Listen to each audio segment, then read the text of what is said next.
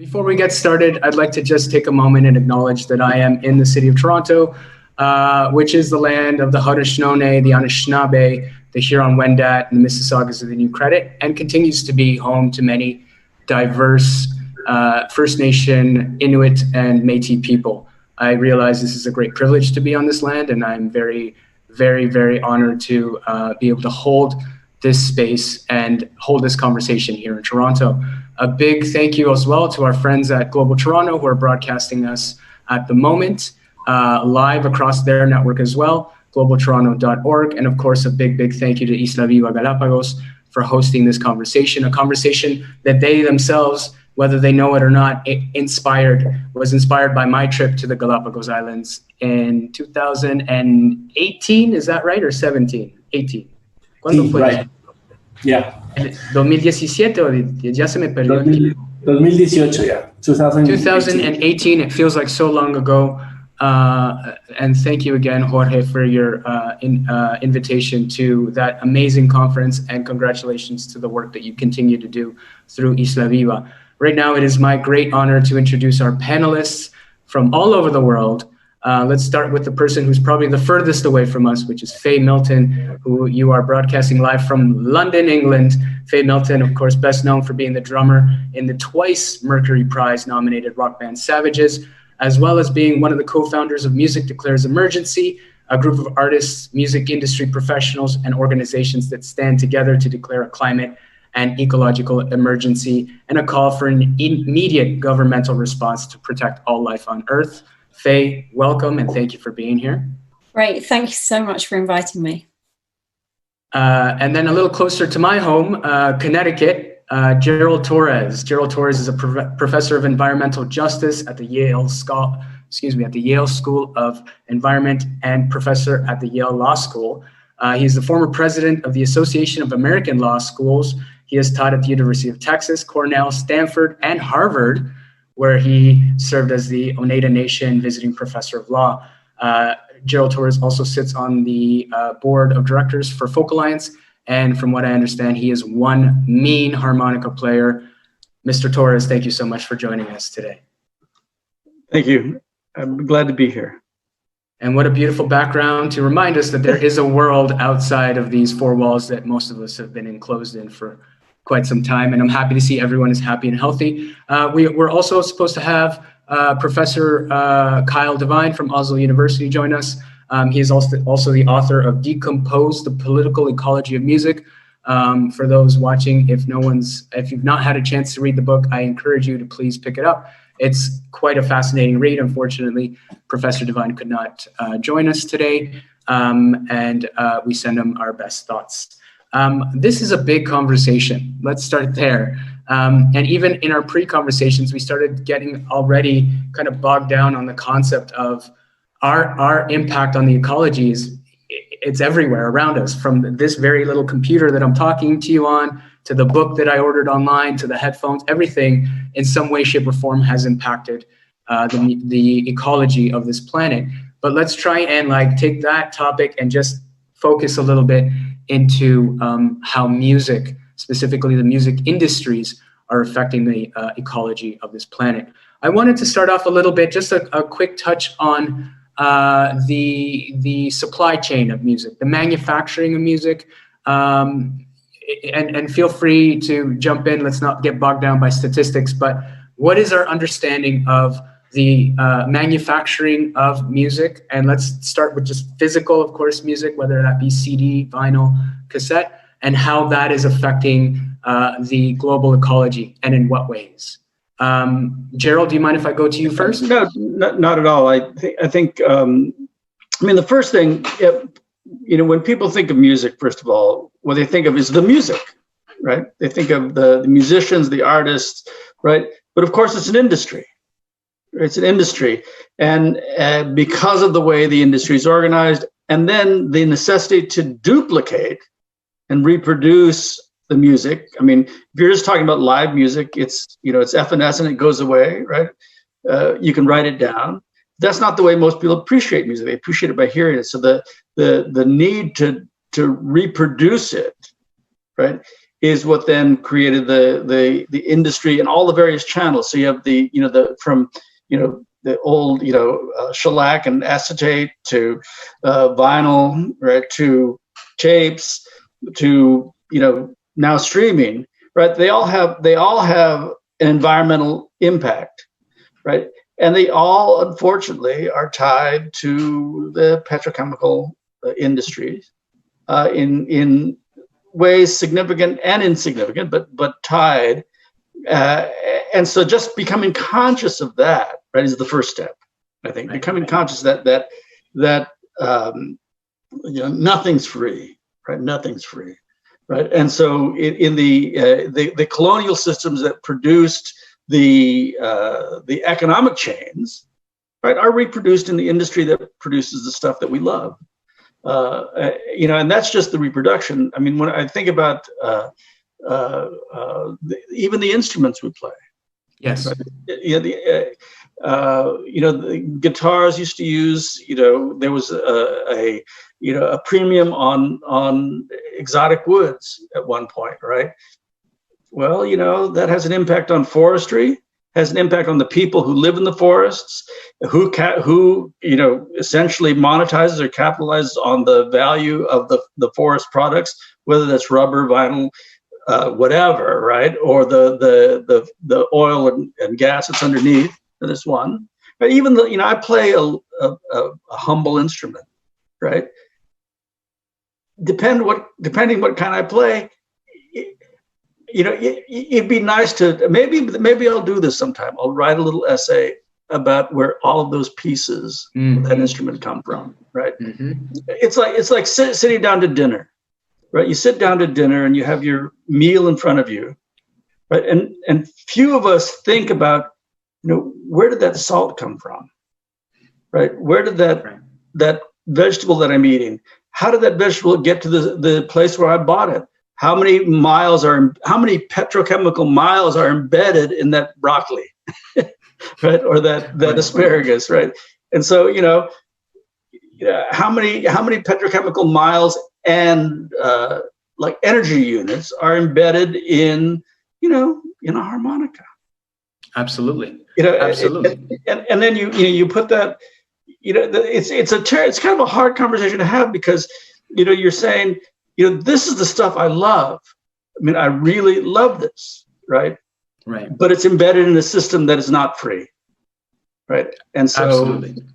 Having this conversation about that is the first step. If you can trace it back, or you can say, okay, we know that this is where it is now. How do we make it better? And I think that's what the conversation ought to be about, right? Is once we become conscious of it, how can we make it better?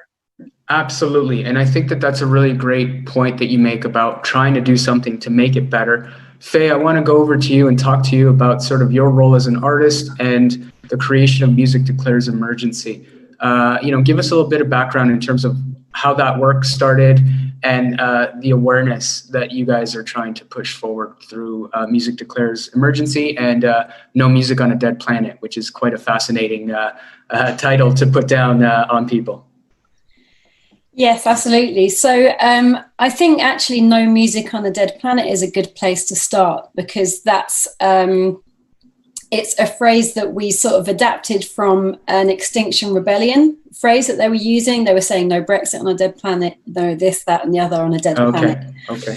And one of the things that's really important to Music Declares Emergency and the new wave of climate activism that we've seen coming along in the last sort of year and a half is a change in language around what we're doing. The language has become sort of emergency language and sort of expressing things of a real sense of alarm and urgency, saying things need to change really quickly. So a quick bit of background on Music Declares Emergency. We grew out of, I don't know if your viewers will have heard of Extinction Rebellion, but it was a huge climate movement that's happened globally, but also sort of started in the UK. And this group shut down London for 10 days, occupied the centre of London, and huge amounts of connections were made. It had beautiful design. It was new and exciting and fresh. And I think it just gave everyone this huge impetus to say, and also making connections and meeting other people who want to do the same thing. So following this 10-day shutdown of London, it turns out quite a few people who were part of that were also part of the music industry, and we found each other, we made the connections and formed Music Declares Emergency, which is separate from Extinction Rebellion, but we have shared goals and aims. So those things are mainly demanding that governments act urgently on climate. So we are a music industry body, but our demands are to the government and governments around the world, and aiming for net zero greenhouse gas emissions by 2030. Part of it is looking at our own industry and saying, okay, what can we do within our own industry? And another part of it is looking at global injustice and how music can have an influence on the kind of injustice that has led to the climate crisis in the first place. So we launched about a year ago. We've had enormous support from the music industry. We've had all the major labels, Sony, Warner, Universal, you've probably heard of, loads of indie labels, huge artists like Radiohead, Annie Lennox, the 1975, Billie Eilish, tons and tons of people, Nissan Sony on there as well. And yeah, so we now have created this thing, and now we're working out what we do with it. So there's tons of campaigns that need working on. One of you were just talking about supply chain. So some of them are industry facing, and we're looking at how we can shift the industry and make those, I'm going to go as far as to say, quite boring changes. You know, we're looking at shrink wrap and CD jewel cases that are incredibly polluting, and things like these sort of initial things that no one really likes. No one cares about shrink wrap. Let's get rid of it. No one likes CD jewel cases. They're horrible and they're extremely polluting. Let's get rid of them. So we're sort of starting to go down those roads. And then the other side of what we do is creating a bridge so that musicians can start to speak out on climate. And one of the important things in doing that is to try and create an industry that is greening itself and create also knowledge and understanding of what emissions are and what's causing what. And, you know, it really needs to be based in sort of the science of it, and measuring and data on all this kind of area. So from that sort of solid standpoint, that's where musicians can really start to speak out without feeling like hypocrites, without feeling like they don't know what they're talking about. And all of this stuff that comes down quite heavily from the media to artists who speak out on any topic. To be honest, they're always putting themselves out to be shot down. But what we found is those two sort of things go together hand in hand, and one won't work without the other, and they're both equally as important. Absolutely fantastic work that Music Declares Emergency has been doing. And I forgot to say happy birthday to Music Declares Emergency, who I believe just celebrated their 1 year. Yeah. I don't have any children, but I imagine having a 1-year-old is a real pain in the bum. But it's fantastic, the work that you guys have been doing, and it's quite impressive. And you mentioned in your words the concept of creating more justice in this larger conversation around the ecology. Gerald, if I may shift to you, I've been reading a lot of your work online, specific to the concept of environmental racism and environmental justice. I'll be totally honest with you. I did not even know about the term environmental racism until I started doing a search on your work. And it's quite fascinating to me. Do you mind giving folks a little bit of a sort of an understanding, a background of environmental justice, environmental racism? And then second question, how does it fit into this conversation around music and the ecology? I'd be happy to do that. Before I do it, though, I want to tell Faye that the most arresting thing at the last Folk Alliance conference in New Orleans was the magazine with No Music on a Dead Planet, and then the posters No Music on a Dead Planet. You know, because in some ways, that captures it, right? That is like that says what the stakes are, right? That says what the stakes are, and it also says that those who produce and do the things that we love have a responsibility for that too. And I was thinking, I did a thing with someone from Extinction Rebellion and some friends from Sweden on a project they have called Visions of Paradise, which is basically putting artists and musicians together and say, okay, what do you imagine the world that you want, right? And what steps do you have to take to get to that world that you want, right?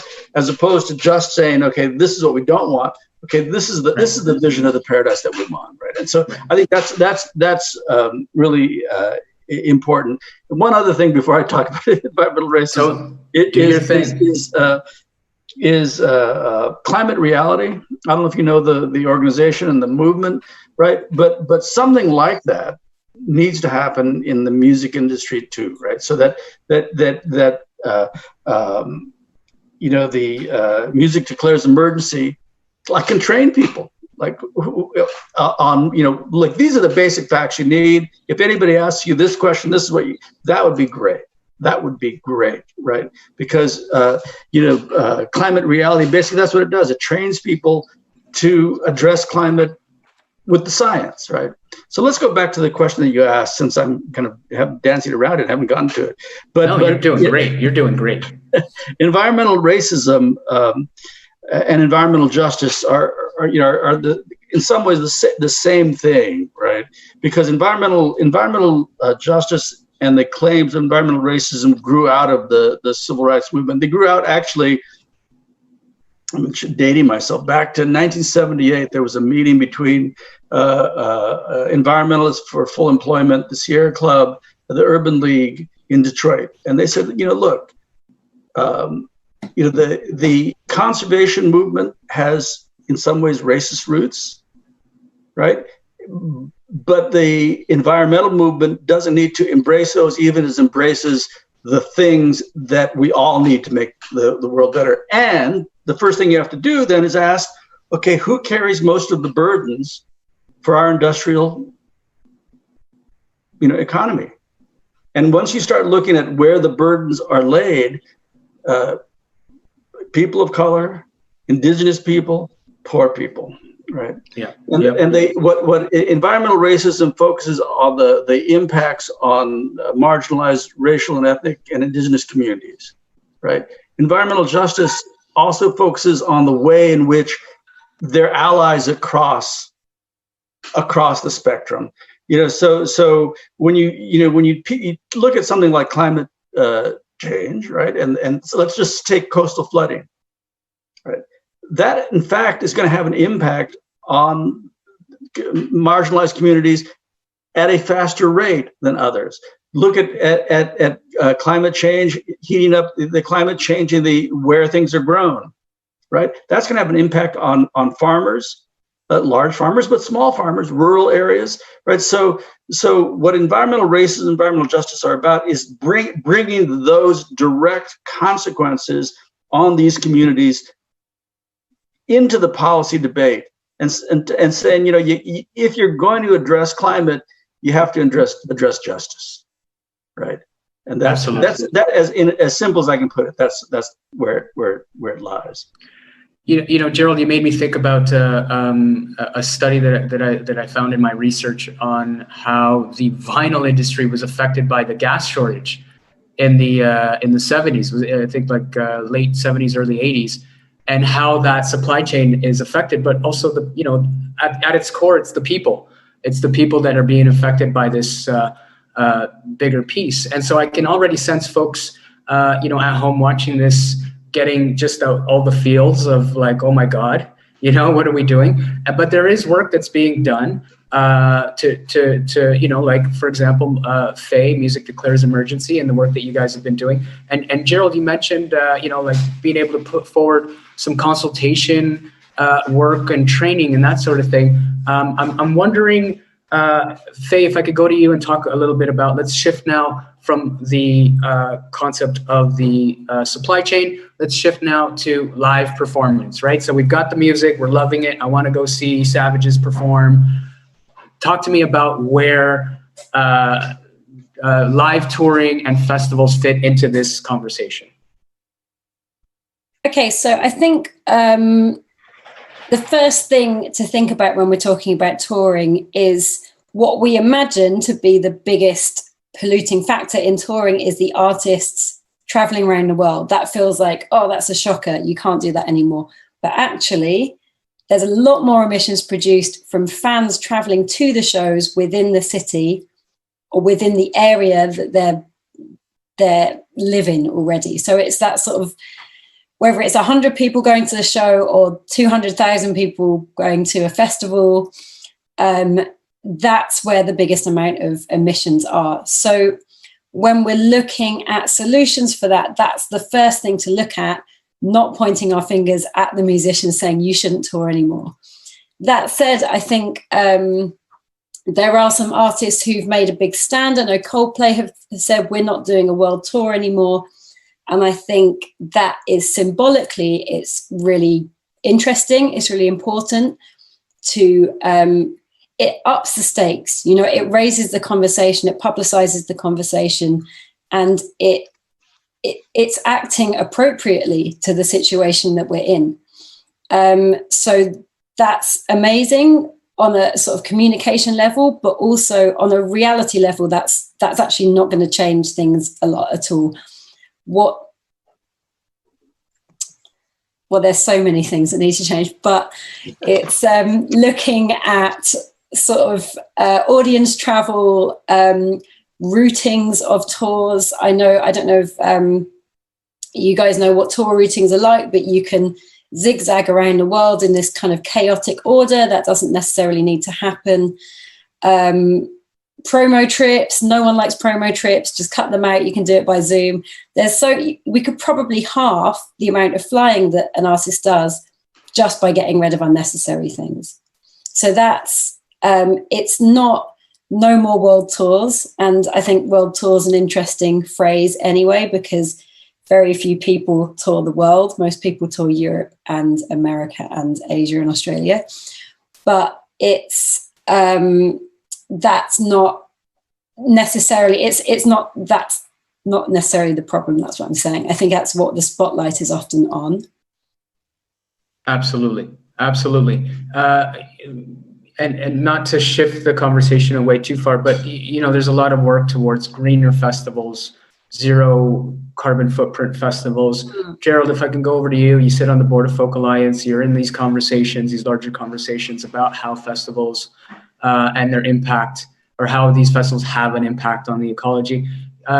Give me your thoughts on sort of the concept of a new greener festival.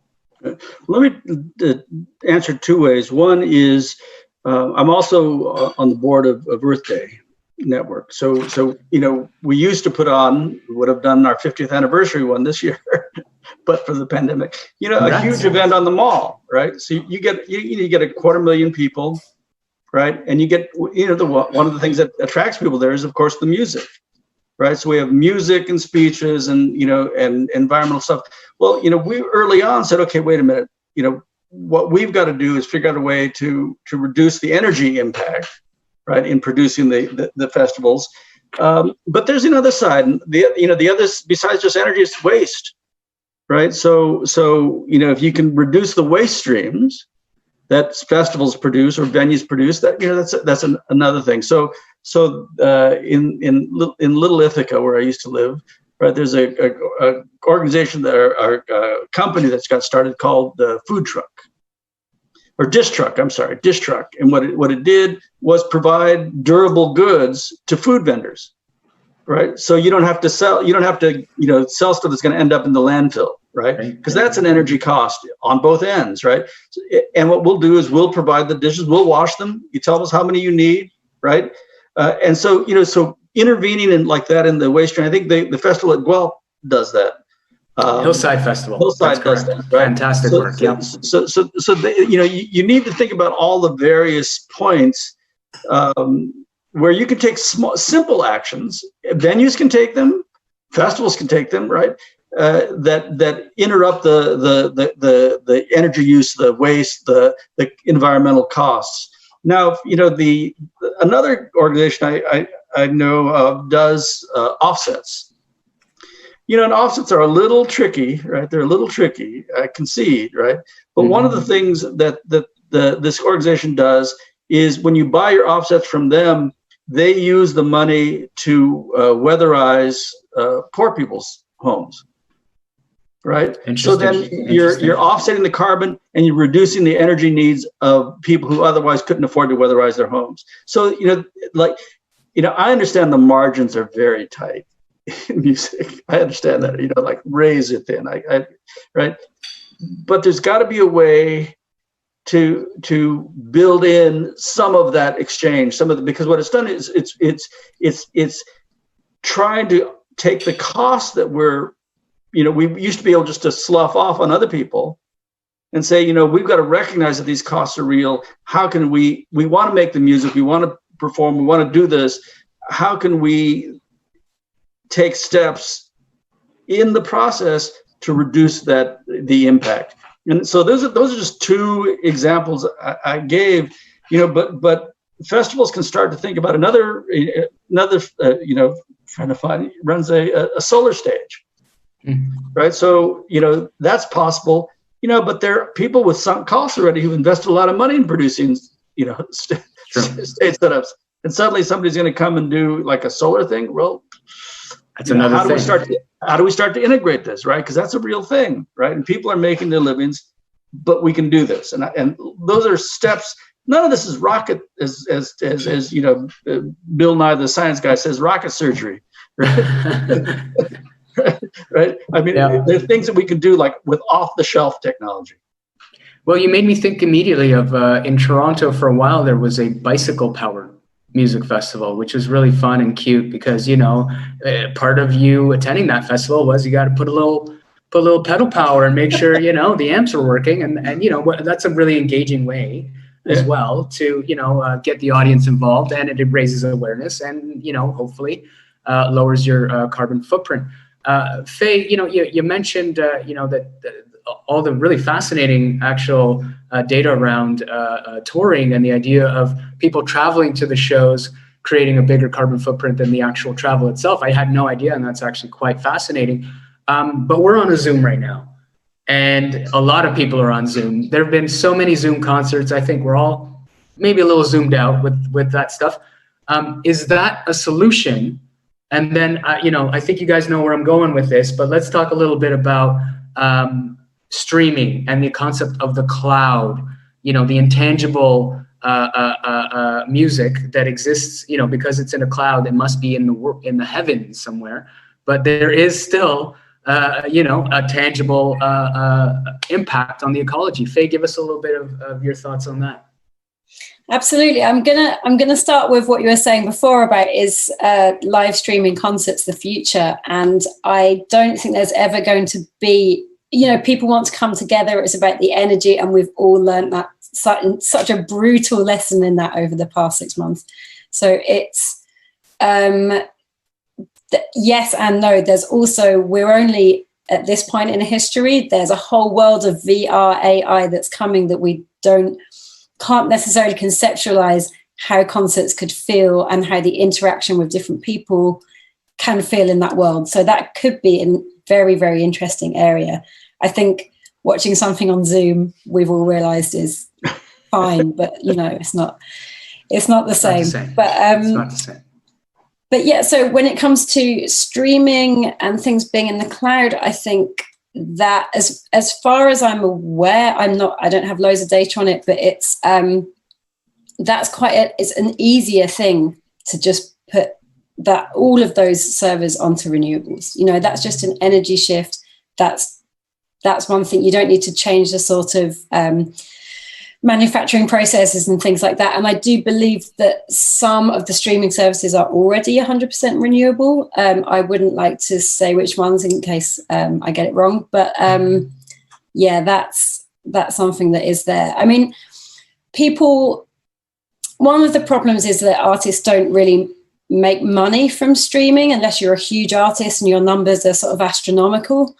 Also, major labels get different deals from indie labels and get more money for their streams, etc. So there's an inequality there as well. But people love to have a product. When you make a record, it doesn't necessarily seem real until you're holding it in your hand. So that is something that we really, really enjoy having. And there are other solutions for that. There's one of the artists, Nick Mulvey, that we work with, has done these incredible vinyls that are made out of plastic bottles picked up from the beach in Cornwall and recycled into vinyl, and they look gorgeous. You've never seen a vinyl like it. They're beautiful. The record itself is made from the record recycled itself, yeah, absolutely. And there's a sort of marbled pattern you can see where there's different types of colors in there and stuff.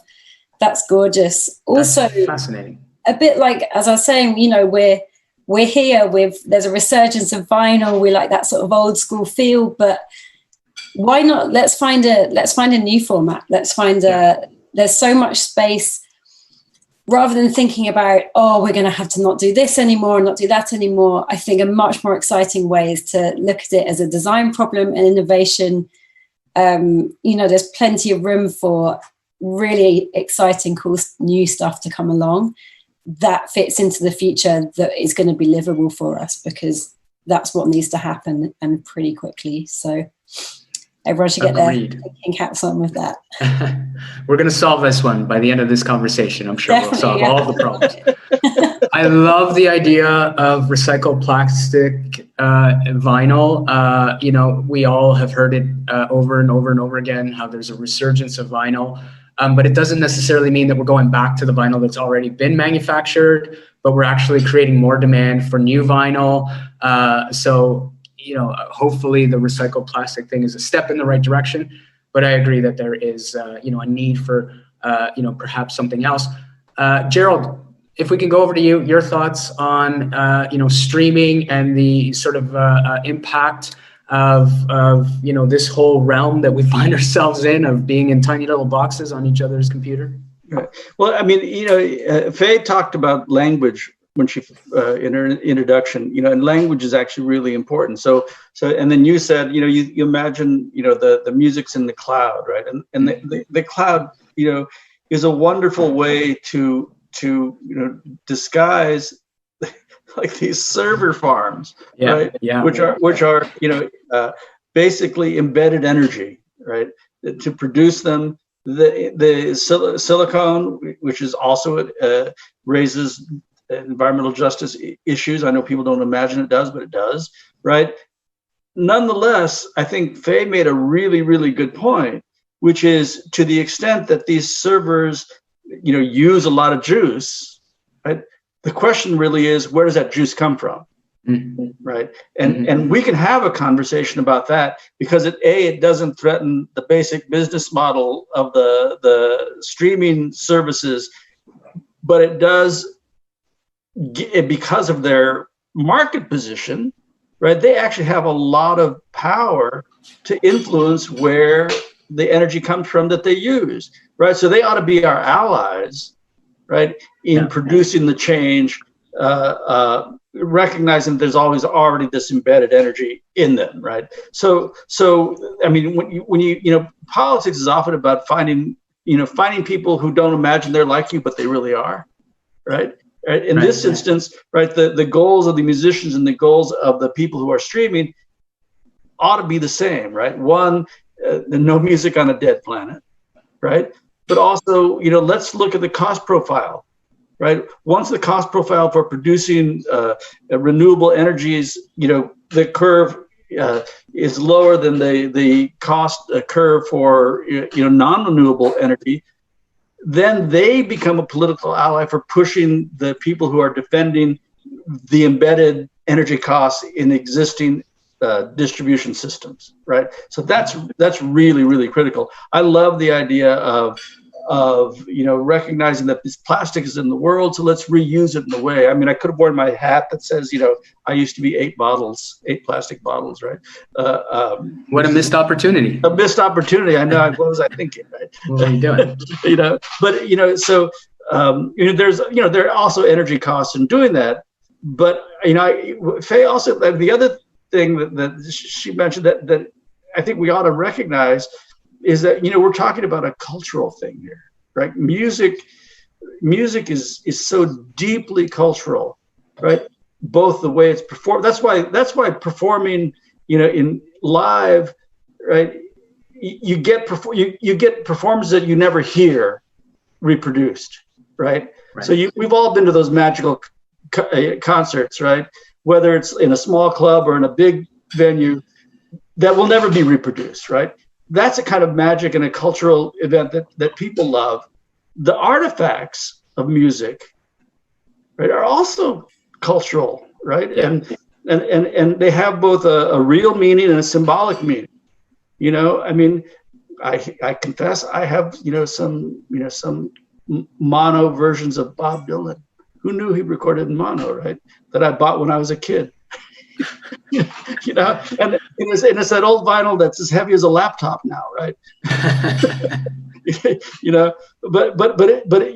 I love that thing, right? And so we have to address it both in terms of the environmental crisis that we're all facing, but the environmental crisis is also a cultural crisis, and we have to figure out a way to talk about that as well, right? So I guess getting the survey, the cloud distribution systems on our side, right, is going to be a critical step, a really critical step in terms of the energy transition. So, I mean, I think, so that's, we've talked about little things that venues can do. This is a bigger thing that political activists can do.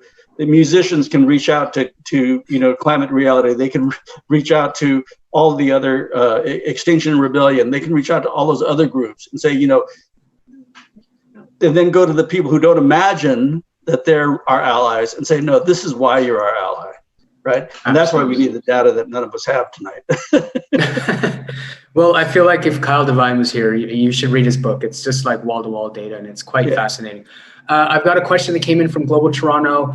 The name of the organization that offsets paying energy bills for impoverished areas, Gerald, did you have the name of that? It's called Sustainable Tompkins. Sustainable Tompkins? Yeah, it's an environmental group in Tompkins County, New York.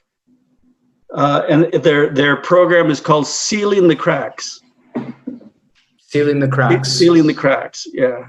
Excellent. And it's, I was eating dinner actually in Ithaca, and the waiter came up to me and said, I saw your picture was on an ad for Sealing the Cracks, and I want to thank you because my home got weatherized. Wow. With that program, right? And so it's a real thing, right? It's a real thing. That's the impact. That's the impact. Yeah. That's what we're talking about. Yeah. I think the question I'm dancing around, the big question, it's ethical consumption in music. Does it exist? Let's start from an artist's perspective. Faye, if you don't mind jumping in here with your thoughts. Before I do, I'm just going to very quickly say, when it comes to the data side Slowly. We have people typing there. The data side of things and the statistics and the numbers and all of this stuff that I am not an expert in, Music Declares Emergency works alongside a environmental charity called Julie's Bicycle. And if you go to their website, they have all sorts of tools and information on all of this stuff. And they're incredible with all of this data. So if you want to get started, that's a really great place to start. On the Music Declares site, there's a distillation of that as well. So I read that, and I actually used it in informing my preparation for this. So thank you. Yes, Julie's Bicycle, excellent resource. Thank you, Faye. So question. Ethical consumption. Okay. Depends how we define ethical. Because we're talking about culture. So what is ethical culture? That can mean all sorts of different things to different people. It can mean, who are you listening to? What are the artists you're listening to saying? What are they representing? Are they representing a culture of huge consumption and throwing things away and all of this kind of trash culture? If they are, what's their background? Where are they coming from? Why is this being represented? Is it being represented from a place of great privilege, or represented from a place of poverty and coming up through different systems? Those two things have different takes on them. It's a whole world. But are we talking about what to buy, what to do, and how to do it? I mean, that's an even bigger question, I suppose. Let me throw that to Gerald. He's the professor here. No, well, I mean, okay. When the problem I have with the idea of ethical consumption, right? Because there's ethical production. Faye was kind of talking about that, right? And we've been talking about kind of ethical production and how can we think ethically as we're producing the thing that we want to produce, right? Right. One, right? But ethical consumption, I mean, if it only stands for the proposition that I'm going to make a decision about how I spend my money on the things that I want in a way that reflects the values I have, that's great, right? But that's an individual act. That's an individual act, right? So, if you have views about that and they're informed views, then you got to find other people who share those views, right? And you got to organize. I mean, it's funny. I mean, this may not be exactly right? But I was talking to my mother, right? And my mother's very devout, so she still goes to church every day, right? And she said, well, the reason I go to church every day is not because it makes me a better person. It's because I get to celebrate the things I value with the community, right? Yeah. And she said, and it's only in the community that it becomes real, right? And so ethical consumption is kind of like that, right? It's like, my vegan friends, right? They've made the decision to be vegan because it's ethical, right?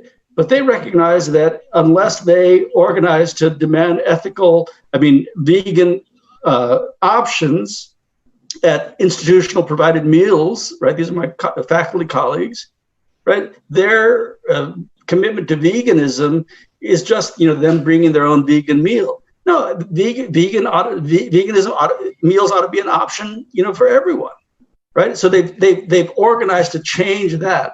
Now, that's. I realize I didn't want to get into veganism necessarily, but so figuring out what the right decision is, but then figuring out who else you need to join with to make that right decision matter, right? I think that's the critical thing. And then the production, what artists say is of course up to artists, right? Of course. You can choose to, there can be ethical dimensions to the kinds of music you like, I suppose. But that's a different conversation. It's a whole other conversation. That's a different panel. Conversation, right? That's a different panel. This is not an environmental. That's not an environmental conversation. No, not at all. No. But it is very true that going right back to the points made about how music is culture and the choices you make, they're driven by your identity and who you are. And, I absolutely agree with everything that was said here. But it does make me go to this next question, which is music as a catalyst for social change. I mean, it's exactly what, to the point that Gerald is making, it's exactly to the very core of the work that Faye and Music Declares Emergency is doing as well. Let's talk a little bit about sort of the power in numbers. And what can we do as individuals and as collectives to make the changes that we want to see, to envision the future that we'd like to see. Is that question to me? Let's go with you, Faye. Actually, specifically to you, because if you could please give us a little background on the conversations Music Declares Emergency has had with specific to the EU Green Deal, because that's quite interesting. Great. Okay, so we've had quite a few meetings now with the EU Commission. We have never mentioned Brexit, which is interesting. But we're still in the position as a British, UK-based organisation to work with the EU Commission. And one of the important things that we're talking about that Frans Timmermans, the Vice President of the Commission, really agreed on and really understood, that was very heartwarming to get that from someone in this position, is that culture can create you need it. They need it to make, in order, the EU Green Deal is, it's not perfect, but it's very ambitious. And to create the changes needed, it's going to take a huge amount of energy, time, sacrifice from so many people, and opportunity and all the positives that go with it. But also it's going to take all of this effort to make it happen. So why do you make an effort? You do make an effort because you want to, because you feel positive about it, because you feel excited about it. And that's what music can do and help create. I think at the moment, one of the things we really need is positivity and a push behind feeling like the future isn't doomed. You know, this, if you listen back to music from the 90s, it was really cheerful when you listen to it in context of today. Listen to today's pop music, it's dark. And I love dark music, so I'm happy with that. But also it represents in some ways this feeling of doom that we all have. It's in the back of our minds, it's there, and it also creates inertia. And we're not doomed, you know, we're not. But there's this feeling of creeping sort of dread that is appearing. It's come through culture for a long time, and it's, once it all goes hand in hand, you start to see opportunities to create a future that's beautiful. Then you can start making music that will represent that emotionally and represent that. And it's not something that's forced. It's not something that you can say to someone, write a positive song about climate change. It would probably be a horrible song. But it's like they go hand in hand. So I think one of the really important things at this particular moment is really creating a vision that things can be better. And that's culture, and that's has to come from our leaders, our governments. The EU is one of them. The UK is lagging behind, unfortunately. America, let's not talk about it. But it's like that has to come from that level in order for people to feel, for culture to move that. But then also culture can create that shift as well. So they kind of roll along together in this. Does that make any sense? Have I gone off on one? But yeah, it's fascinating. Thank you, Faye. Gerald, I saw your smirk when she mentioned the US, so let's go over to you on your thoughts. Wait, where am I? I forgot. You're in the Great White North, actually. You got the lights behind you. Yeah. Exactly. You know, I mean, what you said was actually, you know, I completely agree with it. You know, if I can shift a little bit, the work I do, a lot of the research I do is on the impact of social movements on legal change. Right? How do social movements produce legal change? And one of the things that social movements have to do is they have to produce cultural change. Right? Even if they get laws changed, if they haven't changed the underlying culture, the laws are unstable. Right? They're not as sticky as they should be. Right? So, you know, one of the things that I have hope for now, right, is the social movements and the music that produced the world that allowed me to become a law professor. Right? Was dramatic and great music, but it did exactly what Faye suggested. It gave you an idea that the future was yet to be made. right? The future was yet to be made. The future is not determined, right? It's like I don't even know exactly what it is, right? I'm not going to draw a map for you, right? But we can make it, right? Right? And that energy that music can provide, and other art forms too, right? Poetry, literature, but music, there's something just so compelling about music for everyone, I think, that it has an intellectual dimension, absolutely, but it also, if it doesn't move you here on some point, some level, it's too dry, right? But what it's got to do is open up the future, right? Open up the future, right? And that's where I think, that's the direction I'd like to go, right? And that's what music can do, I think. Gerald, I'm an inch taller after hearing those words. That is so I'm ready for this future. I love all the energy that we're putting out here. We've got a few minutes left.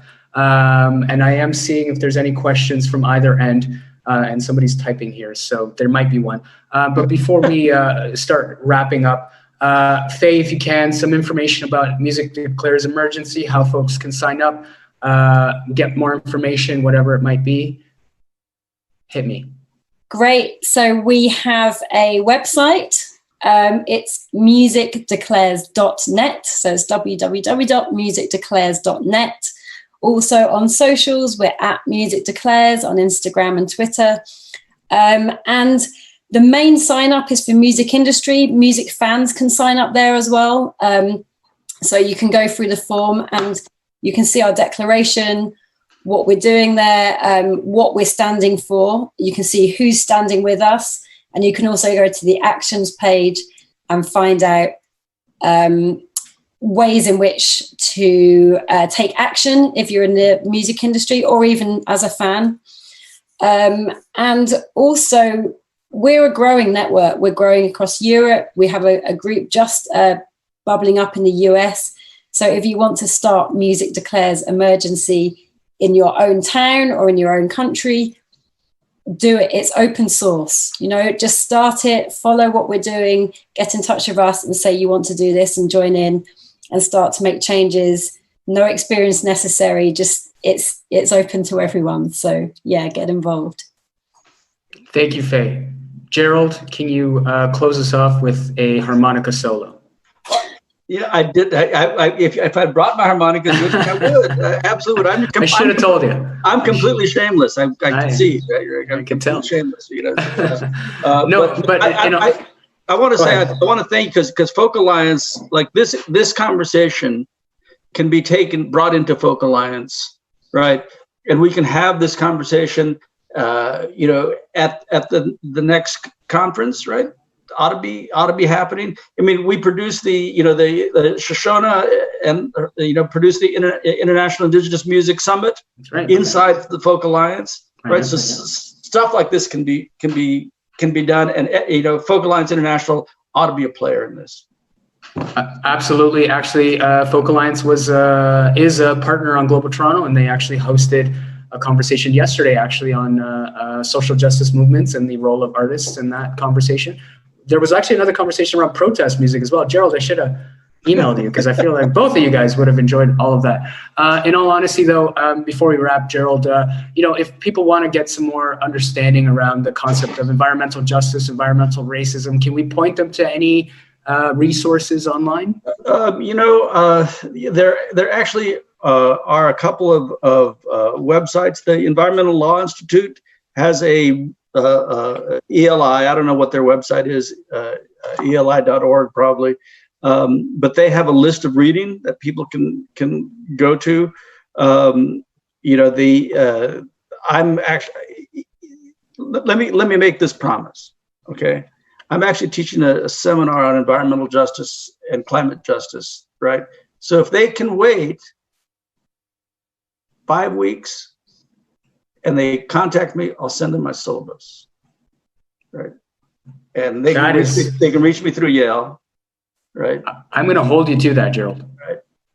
Right. I speak on behalf of all. You may be the only one I send it to, so that'd be fine. Well, actually what would be lovely, talking about continuing these conversations is if you're willing to share that, perhaps we can amplify that through, I don't want to speak for Faye and Music Declares Emergency, but certainly Global Toronto, and perhaps even Isla Viva would be willing to share that information, because that is a necessary bit of information that I think folks need to learn more about. My eyes were widened reading about all of the concepts of environmental racism and justice. So thank you for that. I don't see any questions or anything coming through. So I actually just would like to thank both of you. This was a heavy conversation. We dropped some gems on people. And I feel like we just scratched the surface, in all honesty.